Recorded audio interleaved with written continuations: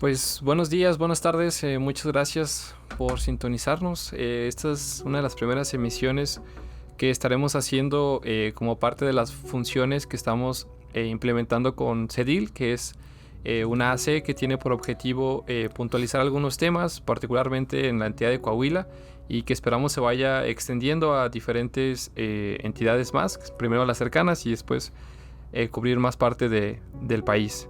Y bueno, el día de hoy estamos aquí con el doctor Irán Reyes, que es doctor en psicología social y pues bueno, tiene una amplia trayectoria en el área social y en el análisis de fenómenos sociales como tal. El tema principal que nos atañe el día de hoy pues es la cuestión de la violencia y la salud mental, así como el narcomenudeo. Esto pues atendiendo las necesidades de Coahuila, que ahorita comentaremos algunas estadísticas al respecto. Y pues bueno, muchas gracias, doctor, por estar por acá. Muchas gracias por la invitación, Gonzalo. No, un gusto. Y pues bueno, como les decía, Coahuila tiene algunas particularidades. Para empezar, nuestra capital, que es Saltillo, es una de las ciudades pues que tiene una mejor evaluación según algunas encuestas. Por ejemplo, la ENSU, que es la Encuesta Nacional de Seguridad Urbana, donde Saltillo está en el top 3 de ciudades más seguras del país.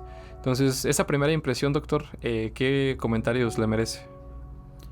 Bueno, yo por lo menos, por lo que puedo percibir, yo soy del estado de Sinaloa. Entonces, en algunos aspectos relacionados con la violencia, yo creo que compartimos bastante, como es bien sabido, en Saltillo por lo menos, o en Coahuila, entre el 2011 y el 14, la violencia relacionada con el narcotráfico se intensificó.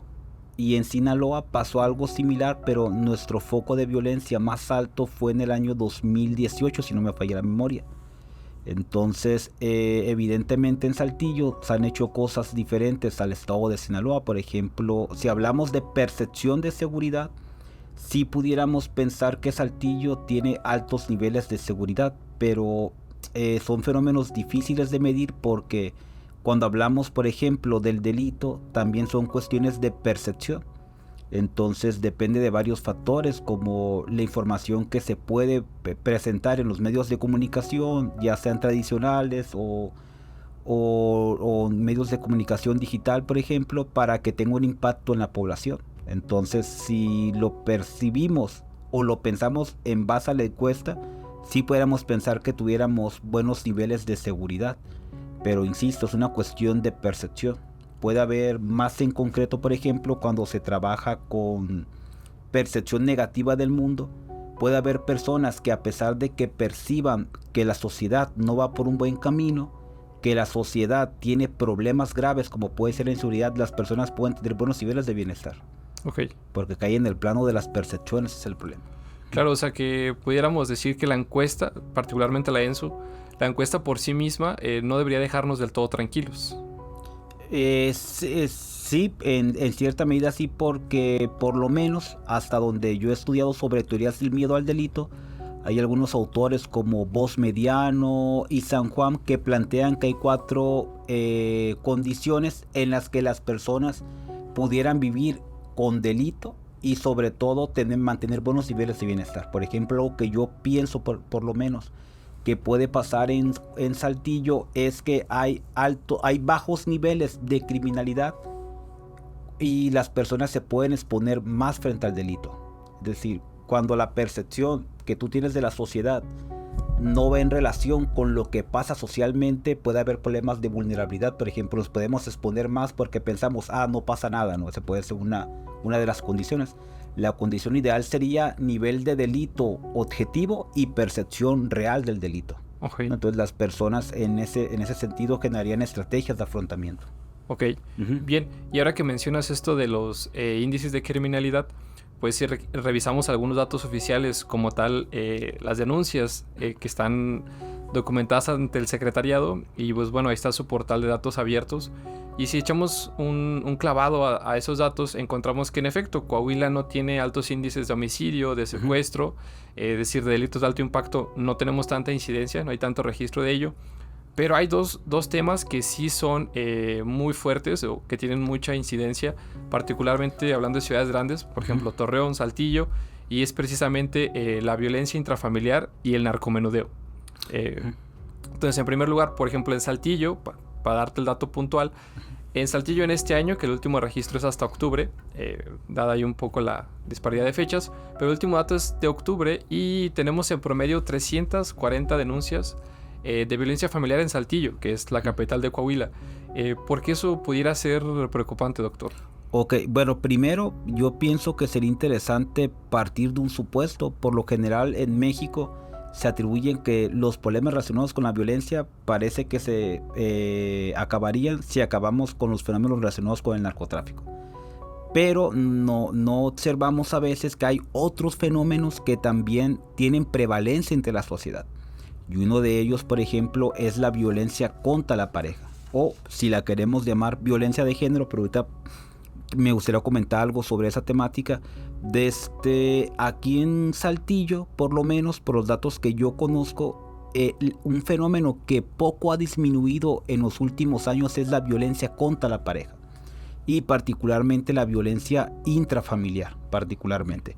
Entonces allí, por ejemplo, primero tendríamos que tener realmente una apreciación de la gravedad del fenómeno, porque cuando no tenemos definiciones consistentes, es decir, cuando no tenemos una definición teórica clara de lo que significa en este caso la violencia, pudiéramos hasta cegar el dato, es decir, que haya más violencia pero que no se reporte porque no se identifica. Claro. Y en ese caso en la literatura hay un debate muy interesante de a qué podemos llamar violencia contra la pareja, violencia doméstica, violencia intrafamiliar, y actualmente parece que una definición que es muy aceptada es violencia basada en el género.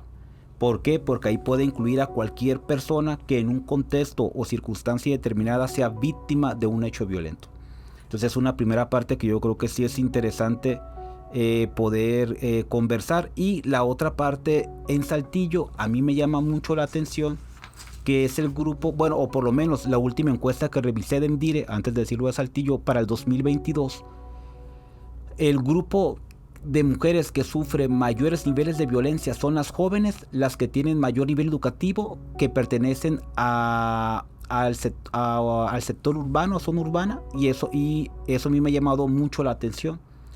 Porque entonces yo lo que comentaba con un colega es qué pasa con el pensamiento colectivo.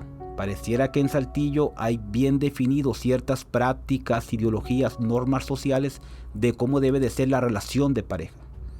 En ese sentido, yo pienso que la violencia que se vive dentro del hogar puede tener dos explicaciones. Para mí tiene mayor peso la social, la segunda que voy a proponer, pero puede haber una idea muy psicológica en donde podamos decir que el agresor tiene cierto trastorno o ciertas distorsiones cognitivas, como luego suelen comentar algunas áreas de la psicología clínica. Pero por lo menos desde la psicología social partimos del supuesto que las normas sociales le dan forma a los comportamientos individuales, lo que me hace pensar en que deberíamos de cuestionarlo cómo en una ciudad como Saltillo se construyen las relaciones de pareja, porque la violencia, el problema es que se puede hasta tolerar. Entonces, ¿hasta qué punto ciertos comportamientos violentos que se viven dentro del hogar son comportamientos que se toleran? Porque así es como dice la sociedad que debe de ser. Claro, de hecho, como decía al inicio, estas son las denuncias ante el secretariado. Eso quiere decir, evidentemente no es toda la violencia que ocurre en la entidad, sino que pudiéramos pensar que son, o estas denuncias tuvieron lugar una vez que quizá la violencia escaló a tal nivel de que parecía ser insoportable, y es entonces, como lo refiere la bibliografía especializada, que la persona va a denunciar. Mayormente las personas que sufren agresiones son mujeres, como tú decías, esta cuestión de, o esta perspectiva de género. Entonces pudiéramos pensar en un montón más de prácticas que pudieran ser violentas, pero que la gente no las significa, o las personas no las significan como tal, no las denuncian. Y entonces estas denuncias al mes que hablábamos de 400, en realidad pudiéramos pensar en un montón más de prácticas. Eso es, y sobre todo lo que a mí me parecería interesante pensar es porque un fenómeno como la violencia de pareja no se estabiliza, es decir, constantemente va en aumento, y son las generaciones de jóvenes quienes la inician a vivir, lo que nos pudiera llevar a pensar entonces que en un tiempo pues no muy lejano esos índices de violencia lejos de lo que plantean las teorías sociales, que cada vez las sociedades avanzamos más a sociedades más igualitarias, más equitativas, donde hay mayores niveles de derecho, pues pareciera que en ese tipo de aspectos no se está cumpliendo esa premisa teórica. Entonces sería interesante ver realmente qué construcción de la pareja se tiene en una sociedad como la saltillense para poder pensar en por qué se presenta la violencia dentro de la pareja. Lo que yo, desde mi perspectiva, está muy relacionado con la construcción social que se tiene. Claro. Sí, de hecho, revisando algunas declaraciones de algunas dependencias, como por ejemplo el Instituto Municipal de las Mujeres, que tiene que ver con esas cuestiones de empoderamiento y de acompañamiento frente a las denuncias. Hace poco escuchamos a una persona que trabaja por ahí y nos decía que en gran parte las denuncias habían subido porque Coahuila, por ejemplo, ante el ENVIPE, Coahuila tiene una infraestructura institucional muy amplia que permite que las mujeres se puedan acercar a denunciar. Entonces, ella nos mencionaba que quizá también la denuncia es una cuestión de empoderamiento. Es decir, las personas se sienten más empoderadas y tienen como que a la mano, de cierta manera, estas instituciones donde pueden ir y denunciar a un agresor. Y esa es una narrativa. La otra narrativa es la que tú mencionas y es, pues la violencia va en aumento, no se detiene y no se estabiliza. Claro, y aparte hay un problema con la denuncia, porque es un tema también que se ha estudiado mucho e inclusive en lo que pudiéramos llamar hasta países de primer mundo, porque también tienen problema con la denuncia. La violencia, primero, algo que la psicología ha comprendido yo creo que bastante bien, es que no tiene por qué tener un impacto negativo en la persona. Es decir, un hecho negativo vivido no disminuye los niveles de bienestar en las personas. Por lo general se pueden desarrollar coping, estrategias de afrontamiento en cierto tipo de fenómenos. Por eso ahora se habla de crecimiento de estrés postraumático. Es decir, experiencias negativas en la vida en un futuro no tienen por qué afectar mi bienestar. Pero ¿qué pasa con la violencia y con la denuncia? También se ha encontrado que hay ciertos tipos de violencia que se denuncian de manera formal y ciertos tipos de violencias que se denuncian de manera informal. Por ejemplo, un estudio que tiene una doctora que se llama Alicia Puente, ella encontró, igual que otros autores, que la violencia física y psicológica es la que se denuncia formalmente, porque pareciera que es la violencia, primero, que más se cree en las instituciones, porque es más visible, más medible, más objetiva, y la violencia, esas son las que, y la violencia sexual, por ejemplo, se denuncia de manera informal, porque se parte del supuesto de que las instituciones no van a creer el hecho que sufrió y luego se revictimiza a la víctima. Okay. Entonces pudiéramos pensar que aparte de esta cifra que comentas, de que pareciera que es difícil saber si se denuncia todo, puede haber otro espectro de violencia también que no se denuncia. Claro. Y las condiciones son interesantes porque también aparecen en el INEGI, por lo menos, y espero que no me falle la memoria, las causas de la falta de denuncia en México son: 1, por vergüenza, por pensar que las instituciones o familiares no me van a creer del hecho vivido; 2, por revictimización; y 3, más en concreto, porque cierto tipo de violencia como la sexual generalmente genera mayores niveles de vergüenza. Claro, claro. Entonces ahí hay otro debate que habría que ver también, pues porque realmente las instituciones a veces no están preparadas para las denuncias en concreto y no se les da seguimiento y no hay un acompañamiento. Por eso actualmente se está estudiando mucho el tema de la confianza con las instituciones. Ok. Bien, aquí me parecen 2 puntos importantes por señalar, que vale la pena ser puntualizados. Una es que la violencia se vive, como tú dices, en diferentes tipos, en diferentes gradientes. Es decir, no es blanco y negro, no es sufrir violencia y no sufrir violencia. Esa es una parte, ¿no? Como decías, hay violencia sexual, hay violencia psicológica, física, económica incluso, que está también documentado por el INEGI.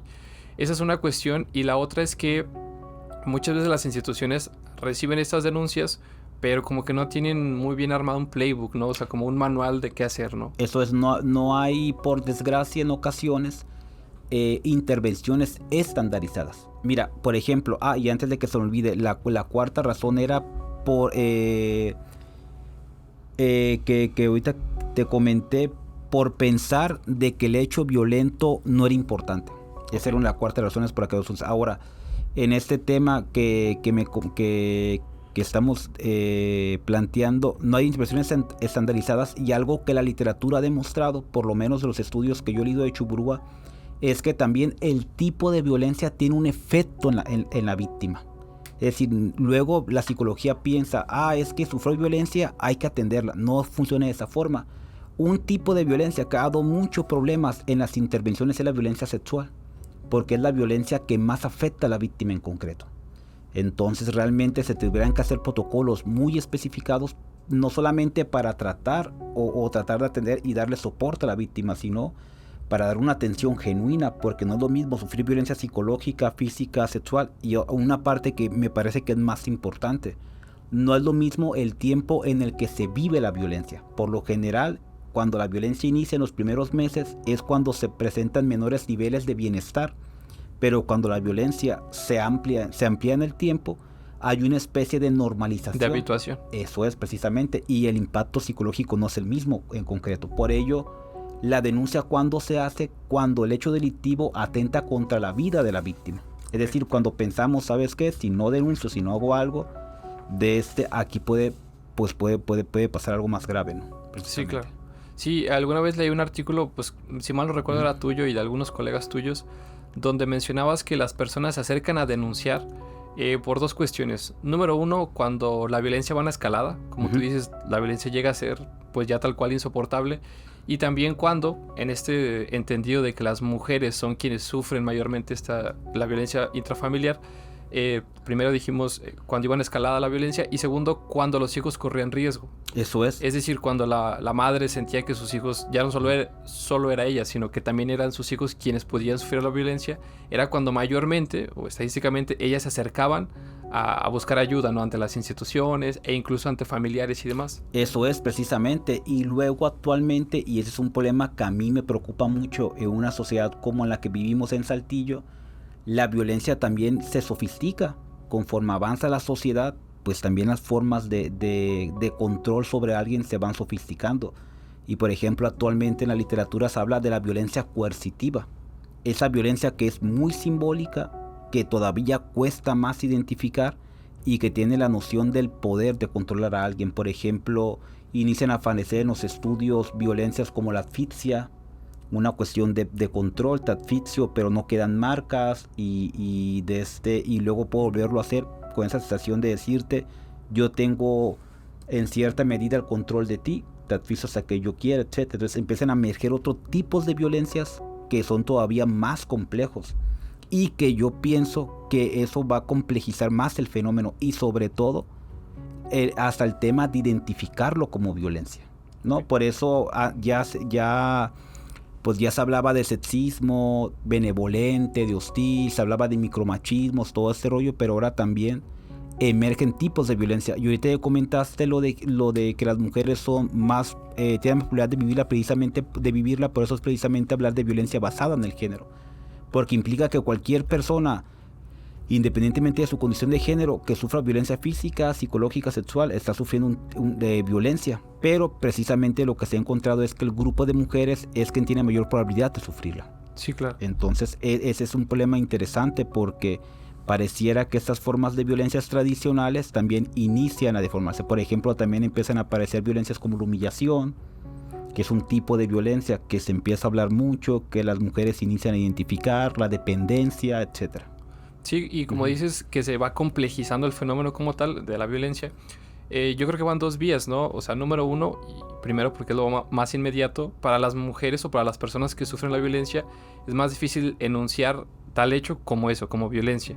Y entonces pues eso en cadena quizá las lleva o quizá pudiera llevarlas a que no busquen ayuda, que no lo comenten. Eso es. Y la otra vía creo que sería también para las instituciones. Está más velada la violencia, porque no hay una denuncia, como tú dices, quizá por cuestiones como la dependencia, como la humillación, el menosprecio, y entonces pues tampoco pueden proveer esa ayuda genuina, ¿no? Que decías es necesaria para las víctimas. Eso es precisamente porque algo que yo pienso que la psicología, a través de los estudios de la violencia íntima de pareja, o la intimate partner violence como generalmente la encontramos, es que han encontrado que efectivamente ser víctima de violencia afecta de manera diferencial. Claro. Y eso es algo que tenemos que tener siempre presente, porque evidentemente las personas pueden sufrir o padecer algo de una forma, pero también depende mucho de cómo se presenta el fenómeno y el tipo de fenómeno que sea. Claro, de hecho es algo que también quiero seguir abordando en este espacio con otros invitados e invitadas, de cómo la cuestión de género muchas veces se sobreentiende, digo cada vez menos creo yo, pero muchas veces se sobreentiende, por ejemplo, que la mujer o la madre de familia, más bien, es quien está en casa y sobre todo, por ejemplo, en una sociedad como la coahuilense o la norteña en general, donde es muy heteronormada, muy heteropatriarcal, pues la mujer suele estar como madre en casa cumpliendo su rol de esta figura materna que tiene que cuidar a los hijos, cuidar el hogar, ya sea ella físicamente o sea supervisando a un personal de limpieza. Y digo, no lo digo yo nada más, sino si revisamos las encuestas del INEGI respecto a el uso de los tiempos, vemos que las mujeres son quienes pasan más tiempo haciendo estas labores, ¿no? Entonces pudiéramos pensar, poniéndolo en una situación concreta, que una mujer que sufre violencia y se la pasa en casa todo el tiempo, pues no tiene como que otras esferas, ¿no? Otras salidas donde rebotar esto. Y un hombre, por ejemplo, que pudiera ser víctima de violencia, pudiera ser en esta sociedad heteronormada donde él es él quien va a trabajar, donde es él quien sale a hacer ciertas vueltas, como le decimos, pues tiene más esferas, ¿no? Más salidas. Sí. Y eso también pudiera, pues, matizar, ¿no? Las cosas de cómo se vive la violencia. Mira, ahí solamente haría como una puntualización. No sé si el hombre tuviera mayor probabilidad de denunciar porque es el que sale, pero lo que sí estoy seguro que pasa es que por lo menos cuando se vive la violencia, una de las estrategias precisamente es romper con todas las redes de apoyo. Entonces no sé si en un trabajo a lo mejor yo denunciaría o platicaría en mi vida privada, etcétera. Entonces a esa parte me parece muy interesante porque precisamente las redes de apoyo, o lo que podemos llamar también apoyo social, es una de las cosas que afecta más para no romper con los siglos de violencia. Y entonces cuando se vive este siglo, cuando hablamos de un agresor, una agresora, pues es una de las funciones acabar con todas las redes para que no tenga con quién apoyarse. Eso lo hace más complejo todavía. Es decir, la denuncia implica varios factores y es lo que lo hace complejo en concreto. Desde qué tipo de violencia se denuncia, formal o informal, hasta tomar la decisión de denunciar particularmente. Sí, de judicializar el proceso. Eso es, porque por lo menos algo que yo he visto que pasa en la literatura o que aparece es que por lo general no se denuncia tanto porque no se confía en las instituciones en concreto. Sí, claro. Es un tema muy relevante de destacar. Hay poca confianza de parte del grupo que denuncia. Sí, y ahí pudiéramos hablar de la cifra negra, ¿no? Que es altísima en México y que, como mencionas, tiene que ver con esta falta de confianza en las instituciones. Y claro, por ejemplo, Coahuila, puntualizándolo, tiene un índice de impunidad cerca del 90%. Es altísimo, ¿no? De que de 10 denuncias, 9 resulten impunes. Y bueno, encaminando este fenómeno de la violencia, o más bien mostrarlo, imbrincando, relacionando con el otro fenómeno que pasa mucho en Coahuila, que como decíamos al inicio, no tenemos mucho registro de homicidios, de delitos de alto impacto, pero el siguiente que puntualmente, por ejemplo, en Saltillo está violencia con, dijimos, 400 denuncias más o menos al mes. La otra es el narcomenudeo. Y ahí Torreón está por encima de Saltillo, pero vaya que narcomenudeo sería también el segundo delito más denunciado en Saltillo, con aproximadamente, déjame te digo el dato exacto, 160 denuncias al mes de narcomenudeo. Entonces, estamos hablando de dos problemas que son los que tienen mayor frecuencia ante las cifras oficiales del secretariado. ¿Cómo pensar, en primer lugar, el fenómeno del narcomenudeo en una sociedad como Saltillo, que aparentemente pues, no hay tanto movimiento del narco, ¿no? Sí, mira, yo pienso que el libro de El siglo de las drogas de Luis Astorga es un buen libro porque, aparte de que describe el proceso de desarrollo del narcotráfico en México, y particularmente en Sinaloa, luego su expansión, todo este tema, también... la verdad que no sé ni por qué nunca he registrado el nombre del médico, pero ya en los años 90 en Sinaloa se proponía que el narcotráfico no tenía que ver visto solamente como un problema de seguridad nacional, tenía que pasar a ser visto como un problema de salud pública, porque iba a llegar un momento en que México iba a dejar de ser un país de tránsito de drogas para convertirse en un país consumidor, que es lo que está pasando ahora. Claro. Entonces, pues evidentemente este fenómeno del narcomenudeo se pasó a ser importante para los grupos delictivos por los cierres de fronteras, etcétera. Entonces el mercado local pues pasa a tener relevancia, ¿no? Actualmente. Entonces, si lo pensamos, por lo que me comentas de cómo relacionarlo con la violencia que se puede vivir hasta en términos intrafamiliares, pues los estudios que hay sobre narcotráfico en Sinaloa de, por ejemplo, Liliana Pono Valle, bueno, no es Sinaloa, Liliana Pollo Valle, que es una investigadora que está en la UABC, algunos estudios que he hecho con algunos colegas también, pues lo que hemos visto que el narcotráfico intensifica la violencia contra la pareja porque cosifica la imagen de la mujer. Okay. Entonces pareciera que hay una cosificación de las formas y de la relación que se mantiene con el grupo de mujeres también. Eso puede identificar los niveles de violencia. Sí, claro, el fenómeno del narcotráfico, en este caso un narcomenudeo, es una estructura, ¿no?, que va a trastocar la sensibilidad cultural respecto a un montón de cosas. Una cuestión sería la normatividad de la pareja, o vaya, los valores, ideas, todo lo que rodea a la pareja. Y pues bueno, va de la mano con el entorno sociopolítico, ¿no? Entonces, por ejemplo, ahí, como tú dices, tú eres de Sinaloa y has estudiado mayormente el fenómeno por allá. ¿Qué diferencias en esta cuestión del entorno sociopolítico hay en el movimiento del narco en Sinaloa al que pudiera haber acá en el noreste, particularmente en Coahuila? Es que yo pienso también que tiene que ver con una cuestión de origen. El narcotráfico como emerge en Sinaloa es un narcotráfico muy autóctono. Entonces, personas que son de la zona. Eso es, entonces la forma en cómo se construye el narcotráfico, construimos el narcotráfico en Sinaloa, está muy aproximado con nuestra sociedad. De ahí que podemos hablar de narcocultura, ¿no? De esta influencia que el mundo del narcotráfico, a través de la música, de las prácticas, del lenguaje, pudiera impactar en la población en concreto. Entonces, en cambio, el narcotráfico que se vivió por la zona de Coahuila era un narcotráfico diferente. Personas externas al Estado, grupos criminales que se dedicaban a la extorsión y todo ese tema. Entonces, hay una forma muy diferente en cómo se construyó el fenómeno del narcotráfico y cómo afectó a la sociedad. Claro. ¿No? Por eso en Sinaloa, en ocasiones pareciera que hace una idea romántica del fenómeno, ¿no? Al escuchar los corridos, pero es la proximidad, porque, insisto, con el libro de Luis Astorga, el narcotráfico nació en el sigilo, pues en esta relación muy cercana entre familias de la sierra, todo ese tema, y va tomando forma dentro de la propia sociedad en Sinaloa. Es decir, los valores que estaban en la sociedad sinaloense son los que le permiten darle forma a este fenómeno. Claro, es una cuestión identitaria. Eso es aunado con condiciones de precariedad económica y todo. Y pues que también Sinaloa tiene tierras muy fértiles, es decir, hubo como lo plantearía Astorga, las condiciones para que el narcotráfico pudiera emerger como fenómeno. Claro, era un germen de cultivo ahí. Eso fácil. Es, a diferencia del narcotráfico que se vivió aquí en Coahuila y en otras zonas de México, ¿no? Que fue más violento, tenía otra condición completamente. Claro, puntualizando entonces, pudiéramos decir que al Sinaloa ser un lugar de cultivo, Coahuila mayormente parecía ser que no lo es, sino es más bien de tránsito y demás.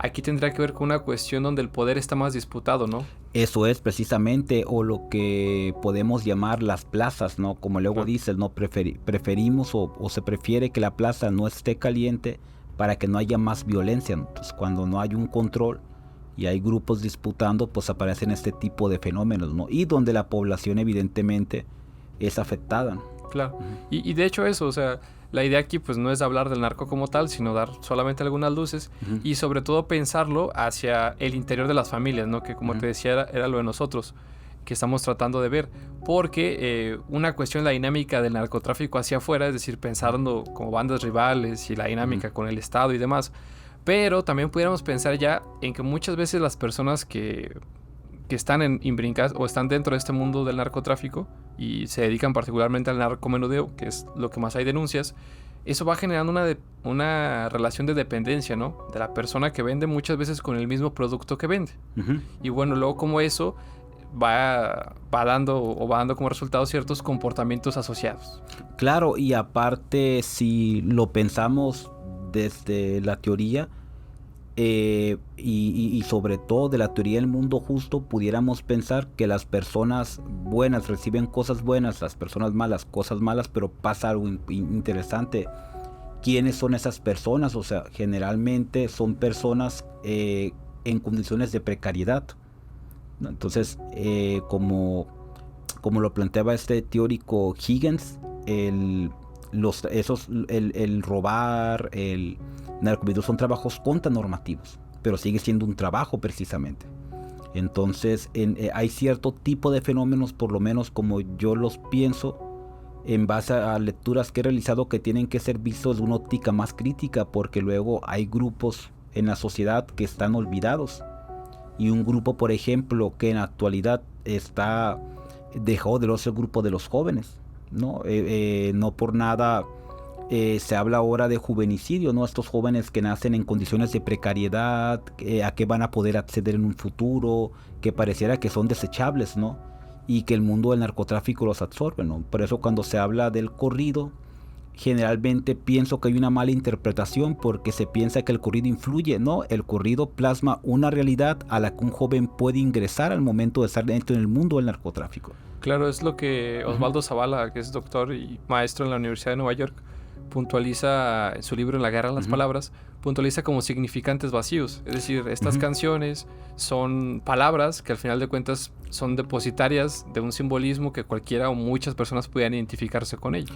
Eso es. Entonces el tema de este tipo de trabajos como el narcomenudeo tiene otras implicaciones también, o sea, qué condiciones se pueden aproximar, o como yo les comento a los estudiantes en clases, han pensado qué tipo de trabajo van a poder conseguir, van a poder tener acceso a una salud digna, a una vivienda digna, que les espera en un futuro, ¿no?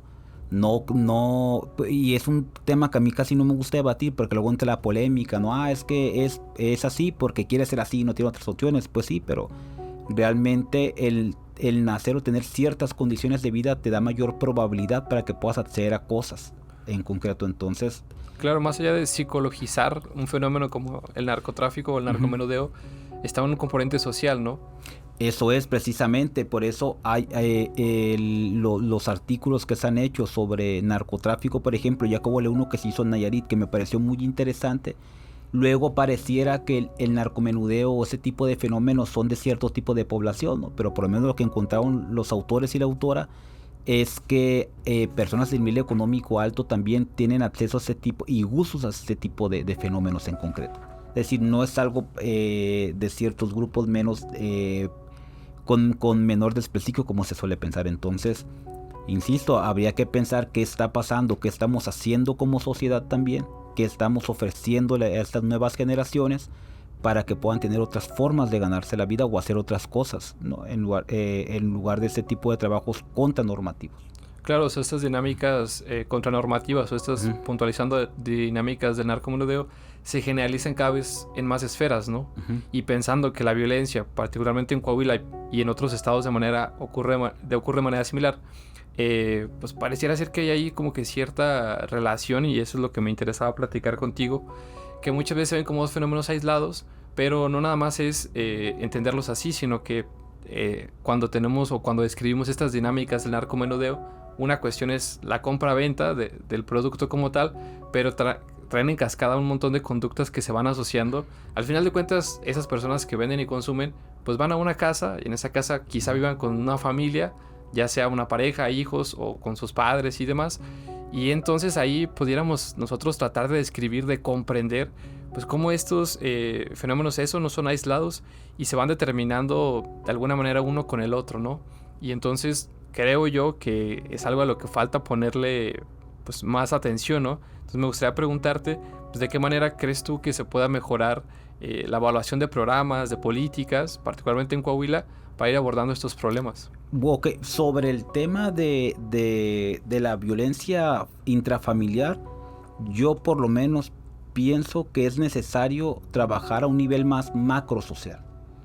Es decir, las políticas públicas deben de afectar el pensamiento colectivo.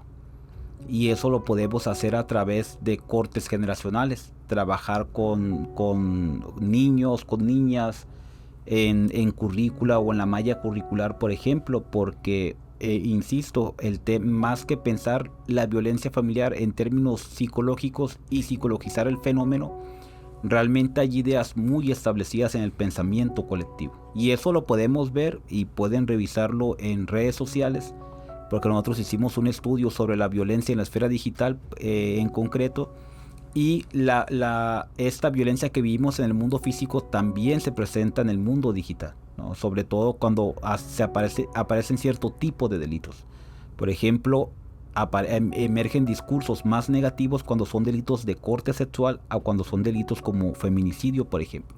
Ahí lo que pasa es que hay mayores niveles de desempoderamiento de la imagen de la mujer. Entonces, pienso que las políticas públicas para acabar tendrían que ir en términos más macrosociales. No en términos individuales, porque no podemos pensar y apostar de que toda persona que ejerce violencia está psicológicamente tronada. Claro. No puede ser de esa forma. O sea, realmente la colectividad y la cohesión del pensamiento social tiene un impacto en la forma en cómo nosotros sentimos, pensamos y entendemos la realidad. Y en este caso, las relaciones de pareja particularmente. Claro, o sea, creo que entonces una buena manera, un buen programa, una propuesta, pudiera ser trastocar cómo se van construyendo lo que se entiende como pareja, ¿no? Claro, porque no sé si se acuerdan, y a mí me sorprendió mucho, recuerdo que acababa de llegar a Saltillo en el 2019, y no sé si recuerdan de esta manta que aparece, no sé si se siga llamando después de bajar el puente del Zarape, el Boulevard Fundadores. Sí. Apareció una manta de una chica que denunciaba la infidelidad de su pareja. Y posteriormente lo que pasó fue en las redes sociales es: si traes a comer a tu esposa, a tu novia, a tu amante, va a ser gratis. O noches en los moteles más económicos, si traes, dices, ahí es donde es interesante pensar ese tipo de relaciones de pareja. Pero ¿qué hubiera sido si hubiera sido al inverso la infidelidad? Si hubiera sido la chica, hubiera emergido este discurso negativo, este discurso que señala esas prácticas como algo negativo, pues. Entonces realmente, si lo pensamos en términos objetivos, ya ni siquiera pensando o deformando la realidad, hay una asimetría de género. Hay ciertas prácticas que son más recriminadas al grupo de mujeres que al grupo de hombres particularmente. O también pudiéramos pensar en la imagen de la madre, ¿no? ¿Qué es lo que pasa cuando una madre abandona a sus hijos? Es que eso no es así, no, porque una madre es solamente amor y todo ese tema. Pero ¿qué pasa cuando un hombre abandona a sus hijos? No hay esa revictimización particularmente. Sí, claro, aparte que yo creo que todos, y sin reflexionar tanto sobre ello, nos gusta imputar, es decir, nos gusta decir, eso está bien, eso está mal. Que a lo mejor luego, sobre todo en una sociedad muy católica como lo es la coahuilense, eso es sagrado, eso es profano, ¿no? Entonces, es profano que una mujer madre abandone a sus hijos. Y se dice así, que abandone, cuando a lo mejor, cuando el hombre se va. Alguna vez escuchaba a un amigo que es terapeuta y decía, oye, qué violento luego es el entorno laboral de los ingenieros, por ejemplo, en Saltillo, porque estamos pensando que un hombre va y trabaja, en promedio los ingenieros trabajan de 10-12 horas al día, ¿no? Más el trayecto a su casa, que Saltillo ya cada vez está peor de tráfico, pues eso es otra hora y media, 2 al día. Entonces estamos hablando de que está 14 horas fuera de casa, entonces va a dormir 6 o 7 horas. Entonces, pues ya cuántas horas nos quedan para convivir con la familia, ¿no? Eso es precisamente. Entonces, yo insisto, son fenómenos, por lo menos el de la violencia contra la pareja, muy complejos. Y en el tema del narcomenudeo, por ejemplo, si pensamos en el tema del consumo, que ha generado un alto consumo, fíjense que cuando hablamos de intervenciones, yo sigo pensando que en ocasiones no se hacen de buena forma. En ocasiones pensamos que ir a informar solamente sobre los efectos que puede tener una sustancia o algo va a ocasionar un cambio en la mentalidad de la persona. Yo pienso que una buena forma también sería cómo reconstruimos el tema del consumo de ciertas sustancias, ¿no? Como lo que está pasando ahora con el consumo de marihuana. Entonces también pienso que gran parte de los efectos que pueda tener el narcomenudeo en la salud también se pudieran solventar con educación, hacer cortes generacionales, ¿no? Al final de cuentas existen cierto tipo de sustancias que son legales, ¿no? Y que consumimos y que también pueden generar adicciones como el alcohol y el tabaco, ¿no? Pero son socialmente aceptadas. Entonces yo pienso que en la medida en que la sociedad también vaya transitando a dar una idea muy diferente al consumo de las sustancias, también puede haber un cambio y una decisión de consumir o no consumir. Claro. No, porque luego, ¿qué es lo que solemos hacer el miedo? Si se acuerdan de esos comerciales de Vive Sin Drogas, ¿no? Sí. Pues yo me acuerdo ahora ya pues mayor y digo, es que me da la flor, o sea, esas estrategias de miedo Claro. no tienen por qué causar un impacto, y eso lo explica la psicología social de la influencia social. El miedo en ciertos fenómenos sí puede tener un efecto, pero Luego te dije, la psicología social, lo prohibido también genera cosas y comportamientos que pueden ser negativos, en este caso el consumo. Claro, y hay otro debate quizá para otro espacio y poder extendernos a detalle de si luego prohibir todas estas o un montón de drogas, pues en realidad nos ayuda a combatir el fenómeno, ¿no? No creo, la verdad, porque al final de cuentas siempre puedes tener acceso a cierto tipo de sustancias. Por eso pienso que el educar, pero educar realmente, no de concientizar, como educar a la sociedad, y sobre ese tipo de sustancias pudiera generar otro tipo de sujeto que realmente pudiera hasta ser reflexivo al momento de decir consumo o no consumo.